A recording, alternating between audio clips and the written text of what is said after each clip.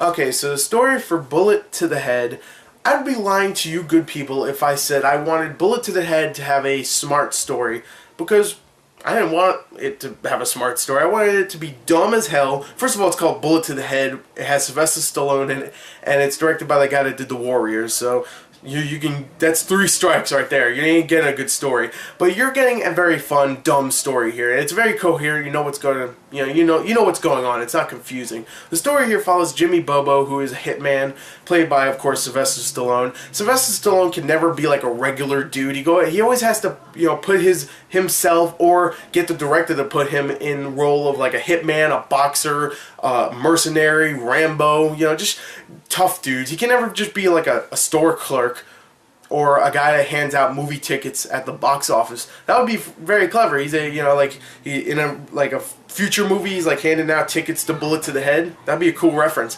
But he's not. He's a hitman. Along with his partner, they go, of course, and perform a hit. They kill this dude. Everything's pretty swimmingly.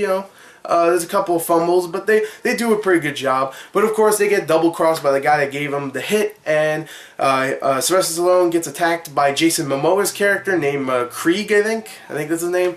And he gets attacked but doesn't get killed, but his partner does. And of course, Sylvester Stallone's like, I'm gonna get revenge, I'm gonna kill the Conan guy, and he goes after Jason Momoa's character and the people that hired him because he's angry. But of course, along the way, Sylvester Stallone meets with a Korean, ooh, God, I was holding that in, Korean cop played by Sung Kang named Kwon, who of course wants to go and help Sylvester Stallone's character, but in return he wants to arrest him after he's done. And there's a little buddy cop routine formula going around there, and that's pretty decent. But for the most part, it's a revenge tale. The trailers would like to make it seem like it's a movie about him trying to get back his daughter, who's in the film and does get kidnapped, but that's not until like the last 20 minutes of the film. So yeah, that's not the real plot. It's about him getting revenge for his partner. So yeah, the story here is very silly, but it was very entertaining. So yeah, the story here is a lot of fun, and what really makes it even more fun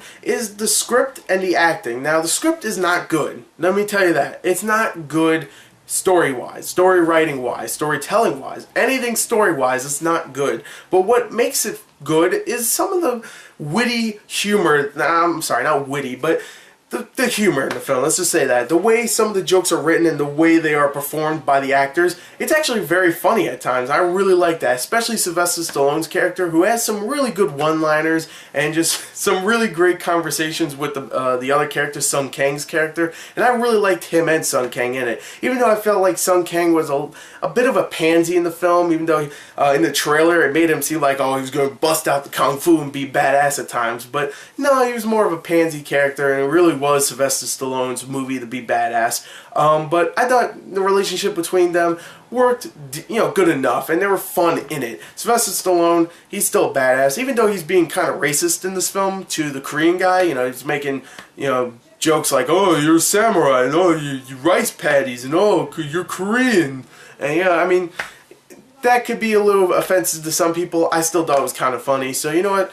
I really enjoyed those two in the film, and the rest of the supporting cast is really good, especially Jason Momoa, who isn't a great actor, I won't say that, but you know what? He adds something to the film, especially in the last 30 minutes, where he's just like being very, not really goofy, but he's just making jokes and just being kind of charismatic at the end. Not in the beginning, he's just, he's like pretty much Conan. He's pretty much like Conan, where he's just like going around killing dudes and stuff, but in the last 30 minutes, he's actually very charismatic in that last fight and stuff, and I really enjoyed that. I'm sorry for all the background noise. I can't stop it. But, yeah, I really liked him in the film. The supporting cast is good as well, especially Christian Slater, who I never thought I would say he was good in a film again, but I never thought I would see Christian Slater in another movie that went to actual theaters, so I'll give it that. So, Christian Slater, yay. He's actually decent. So yeah, the acting, the story itself, the humor, I think it's very, very fun. So what else did I think was good about this film? Let's talk about the action.